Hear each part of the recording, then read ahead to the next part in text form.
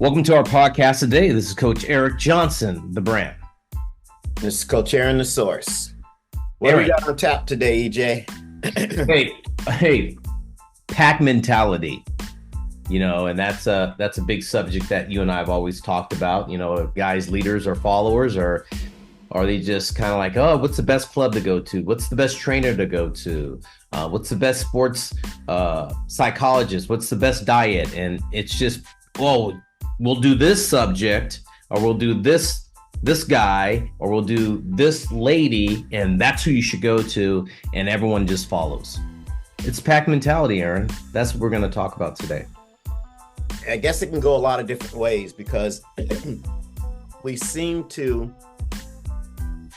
just in general always look for this winning formula. And we always look for this winning formula outside of ourselves. I think as an athlete, in most cases, your own personal growth is finding the answers within yourself. I tell my athletes this all the time. There's a lot of different paths to success, and especially in training. There's a lot of guys who achieve what they want to achieve in a lot of different ways. What you've got to do is figure out what's the best way for you. And just to kind of copy and paste what someone else is doing doesn't necessarily mean you're going to have the same result as they do. So I always want to have the athletes look inward and say, hey, what's going to work for me? And not just, okay, well, I see this guy having success with this program, so I'm going to jump on the bandwagon and do that. That's just one area. But I mean, the pack mentality to me permeates a lot of things. It's the decisions people make about their athletic career. It's, the teams they pick, the training programs they go to, just a lot of different areas that can go left if you don't pick right. So it's kind of where I'm starting at initially with this subject. I think you're right. I didn't think about it that way. I like what you said about just picking, organizations and stuff like that. And people don't really make decisions on their own. It's especially now, and I don't know if this is a COVID thing or not, Aaron. But it seems like to me, everyone can't think on their own anymore.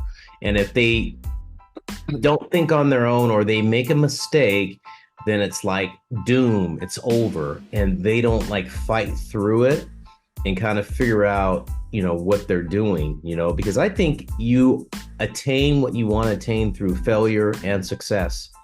And like any great athlete, you go through trials and tribulations. And I think a lot of athletes these days are afraid to do that, and that's why I think they go into this pack mentality, because they're afraid to think on their own and really discover who they are as an athlete. And I think that's the journey that leads to athletic success, is your journey as an athlete to figure it out. And you find out who you really are. So that's kind of like my initial take on it. And just to piggyback on your thought about being more of an individual rather than a group.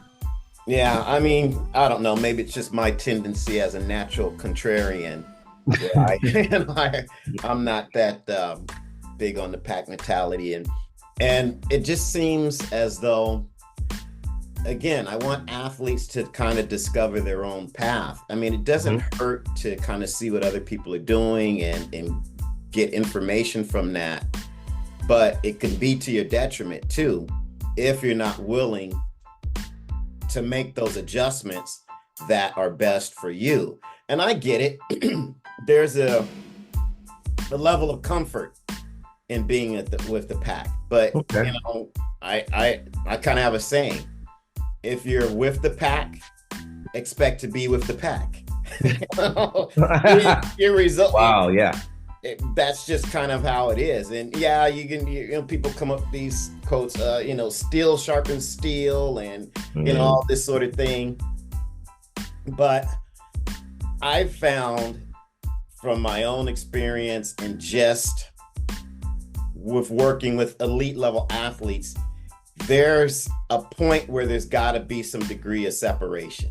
And to me, I always think at some point sports can be one of the loneliest things you do if you're trying to achieve those higher levels, because not everyone is going to be fit for that journey.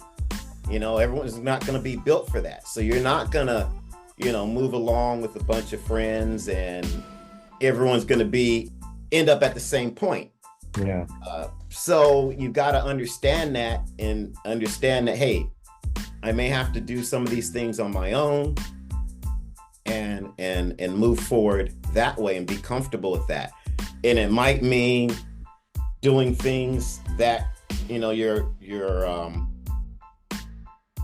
peers aren't doing, training a different way, going to a different team, different location, just doing things that are in your best self-interest. And that's not being selfish. It's just, being true to the path that you need to take to achieve the goal that you want. Yeah. And again, this pack mentality kind of stifles that. It stifles the individualism. It stifles the creativity and the aspects of sports that I think really build you as a person. I wonder why, athletes can't reach out and do it. I guess it's my biggest thought, my biggest kind of conversation I have with myself is like, why don't athletes go through this trial and error? And why is it always one thing is best for everyone? I'm not sure if I really get that. And the athletes that, Aaron, we either share or we send to each other, that's the first thing I find out about them is their mental mentality. What are you thinking? Why do you want to do that? What's your goals? And a lot of them don't have any goals, Aaron. It's interesting to me. As an athlete that achieved the highest level, going to Major League Baseball, I had aspirations, goals. I wanted to be an all-star. I wanted to be an all-league guy. I wanted to be the best defender. I wanted to be the best hitter at my position. No one has those kind of goals anymore. And I think they go hand in hand with training. If you don't have any goals and you say, I'll just kind of be like this, then I think that's why they follow this pack mentality, because everyone does it, then it must be good, kind of mentality. And I think the athletes who are far equipped to reach the highest level that they can achieve, and whether they reach it or not, Aaron, they have these aspirations of being the best and trying to figure out how to get there or be the best that they can be. And they will step outside the box and not follow this pack mentality and move on a journey that takes them to different levels and make them a better person in the end. At the end of the day, it's going to make you a better person. Sport will end. And I think it's just, I don't understand, and get back to my point, why athletes don't have goals and aspirations. And maybe that's why they fall into that pack mentality of thinking when they're training or what they're trying to do. I want to be on the team, and that's what that means. Yeah, I mean, I would agree. I think there's I don't know what the word is, comfortability, I guess, with being mediocre. And I think people are okay with being mediocre. That's the new standard. And maybe part of that is because as you start to separate yourself, you're subject to a lot more criticism and singling out, and people don't want that. Most people don't want that fire. They don't want to be criticized. They don't want to be poked fun of. And a lot of times in this society, we love to see that person who has stepped out fail. And maybe that's what keeps these athletes from stepping out, more and more athletes stepping out. Or there seems to be a resentment when people do try and blaze their own trail, and I don't think that's particularly right. I think you got to do what's right for you and stand on that, and damn what everyone else thinks. And as long as you can live with the decisions that you make, then you should be okay with it. Because the one thing you don't want as an athlete at the end of your career is to have resentment because you just followed what everyone else told you. Well, it's your athletic career. Take charge of it. Right. And it's not your parents' career. It's not your coach's career. It's your career. And you've got to be involved enough in it to, one, give input. And, that's part of I think the evolution of the coach-athlete relationship that I try and have with athletes. Athletes first come to me when they're younger, and it's pretty much of one. The communication is not communication, but the information is one direction. Me to them, because they just don't have the knowledge base yet.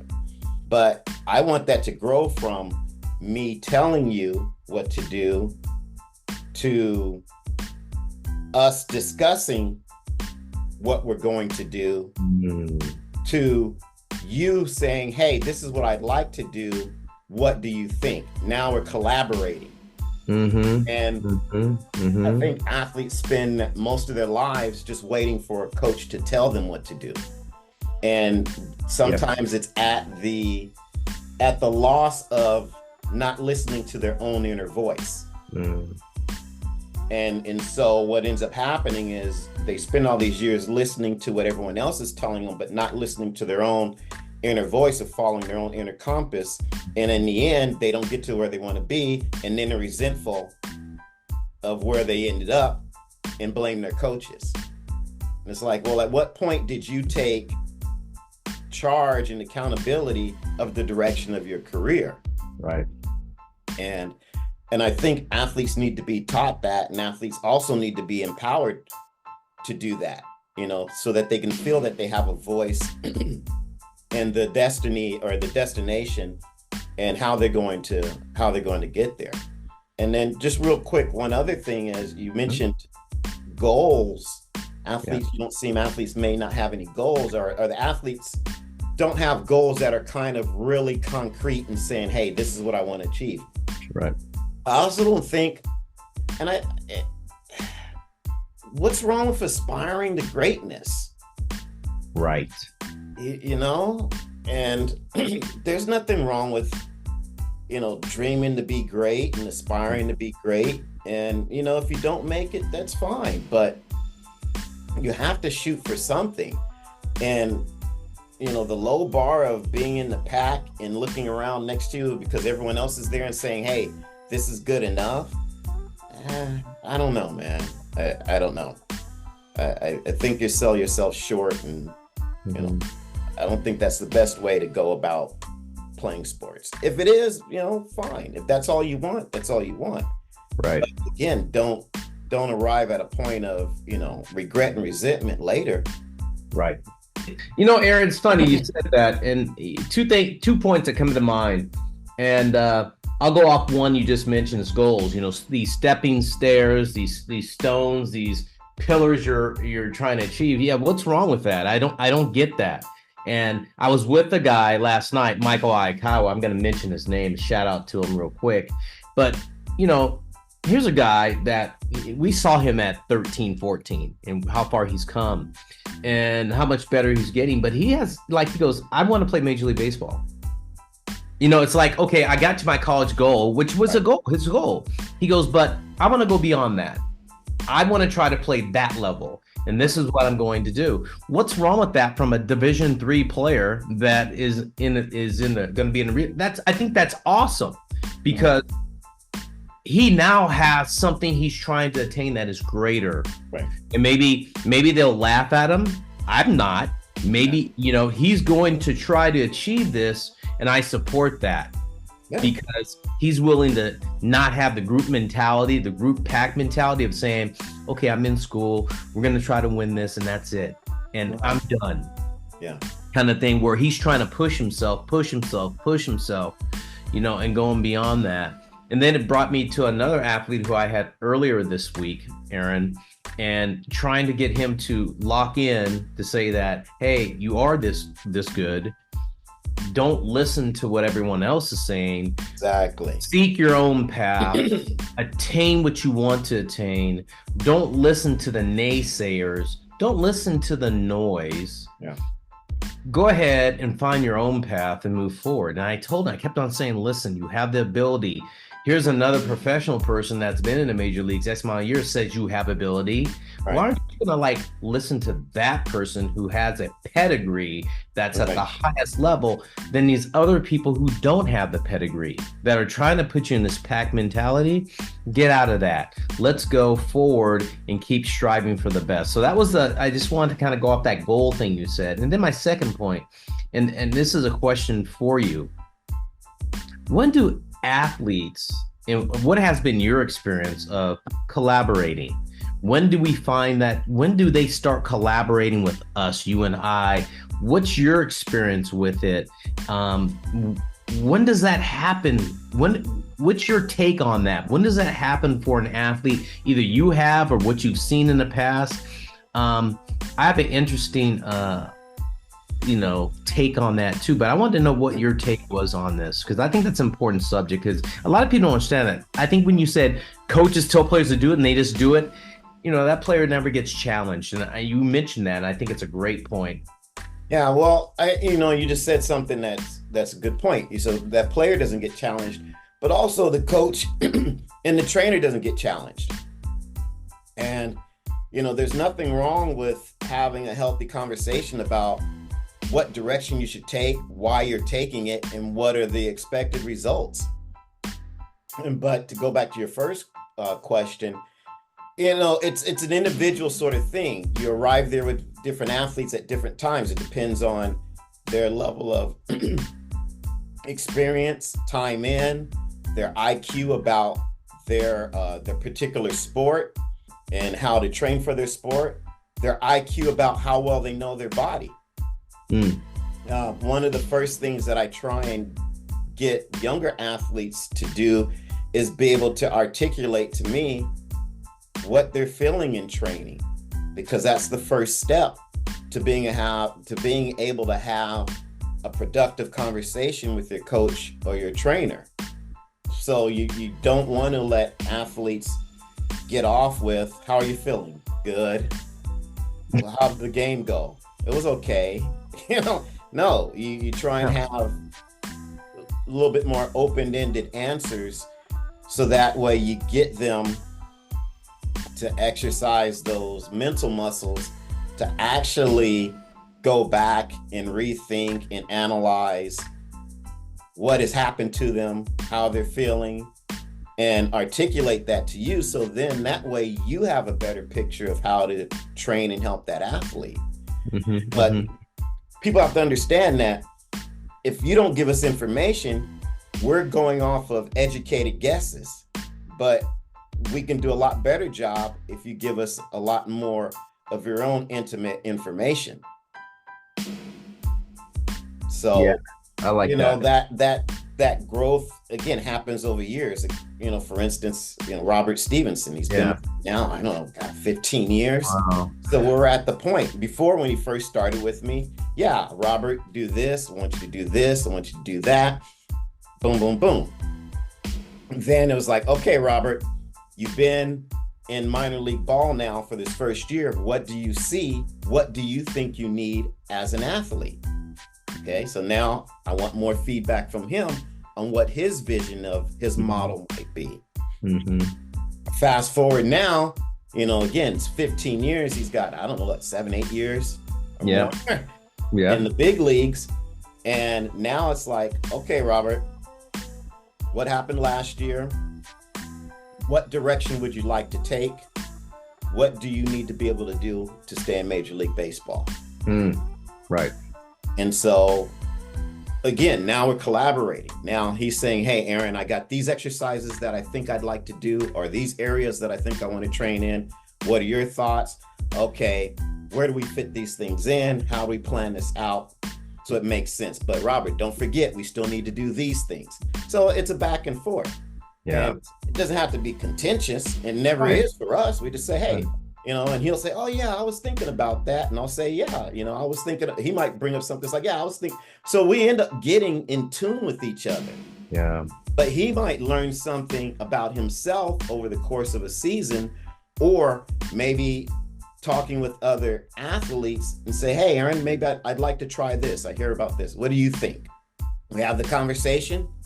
I can tell him what I think about it. We can decide whether we move forward with it or we don't. But that's the sort of evolution that should happen. And it can happen at younger ages. Again, that's just depends on the dynamic between the coach and the athlete.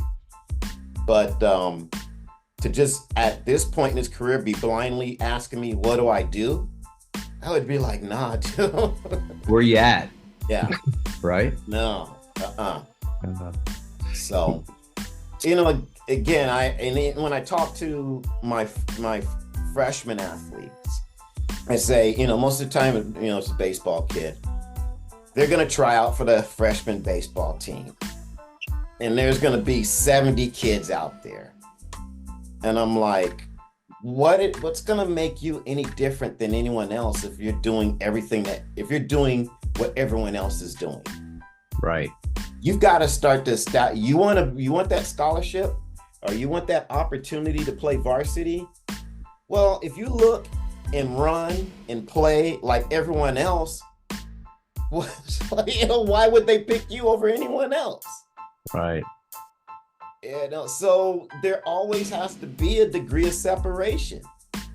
That separation has to be visible physically, athletically, work ethic, your approach, your enthusiasm and vigor for the game.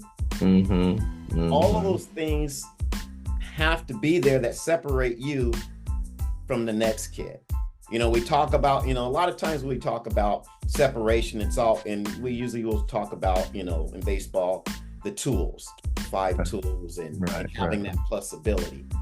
But there are also all those other things too that separate you. Mm-hmm. And again, it's safe to be in the pack, but in the end, I don't, where's that going to get you? It doesn't. You have to learn. Athletes have to learn how to create opportunities. Yeah. I mean, they do. They have to learn how to create opportunities. And coaches know what they're looking for when they see it. And you have to be able to separate yourself to do that. Aaron, just, kind of wrap it up here a little bit. Thinking about what you just said, coaches look for outliers, players that are different. Mm-hmm. And then they bring them into their mentality to win a championship. Coaches are looking for those players. They're not looking for pack mentality players when they're trying to get them at the next level. Whether it's major college sports, professional sports, they're looking at those guys who are outliers. And I think when you have that pack mentality and you're trying to achieve going to the next level, I don't know if that's the right way to go about it, in your training or trying to pick a team to go play for or whatsoever. I always look at it this way. And you said it earlier. What's wrong with being great? And I always say greatness wins. And that's by taking a chance and creating opportunities that allow you to challenge yourself and get you where you need to be. And there's nothing wrong with that. And I think that's why athletes need to get out of this pack mentality, because all they're doing is not really challenging themselves or going the extra mile. I would agree. Yeah. With that said, Mr. Source, this is Coach EJ, the brand. This is Coach Aaron, the Source. We'll see you.